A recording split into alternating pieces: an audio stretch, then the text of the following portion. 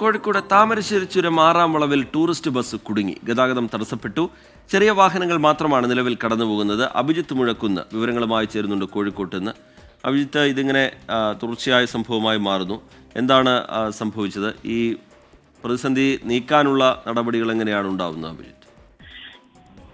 പുലർച്ചെ 4 മണിയോടുകൂടിയാണ് ചുരം 6-ാം വളവിൽ ടൂറിസ്റ്റ് ബസ് കുടുങ്ങിയത്. സാങ്കേതിക തകരാറ് കാരണമാണ് ടൂറിസ്റ്റ് ബസ് അവിടെ കുടുങ്ങിപ്പോയത്. തുടർന്ന് അതിന്റെ തടസ്സം പരിഹരിക്കാൻ, അതിന്റെ തകരാറ് പരിഹരിക്കാനുള്ള ഒരു ശ്രമം ആ ഘട്ടം മുതൽ തന്നെ ആരംഭിച്ചിരുന്നു. പക്ഷെ നിലവിൽ ഇപ്പോൾ മനസ്സിലാക്കുന്നത് ക്രെയിൻ എത്തി അതിനെ അവിടെ നിന്ന് നീക്കണം എന്നുള്ളതാണ്. ഇലക്ട്രീഷ്യനെ അവിടേക്ക് എത്തിച്ചിരുന്നു. അവർ പറയുന്നതനുസരിച്ച് ക്രെയിൻ എത്തി അതിനെ അവിടെ നിന്ന് മാറ്റിയെങ്കിൽ മാത്രമേ ഈ തടസ്സം അവിടെ നിന്ന് ഒഴിവാവുകയുള്ളൂ. വലിയ ബസ്സാണ്, ടൂറിസ്റ്റ് ബസ്സാണ്. അത് ഏതാണ്ട് ഈ റോഡിന്റെ, ഈ ചുരത്തിന്റെ പകുതി മുക്കാൽ ഭാഗത്തോളം അത് അവിടെ കിടക്കുന്നുണ്ട്. അതിനാൽ തന്നെ ചെറിയ വാഹനങ്ങൾ മാത്രമാണ് നിലവിൽ ഇപ്പോൾ ചുരത്തിലൂടെ കടന്നു പോകുന്നത്. കൂടാതെ അടിവാരം മുതൽ ലക്കിടി വരെ വലിയ വാഹനങ്ങളുടെ ഒരു നീണ്ട നിര അനുഭവപ്പെടുകയും ചെയ്യുന്നുണ്ട്.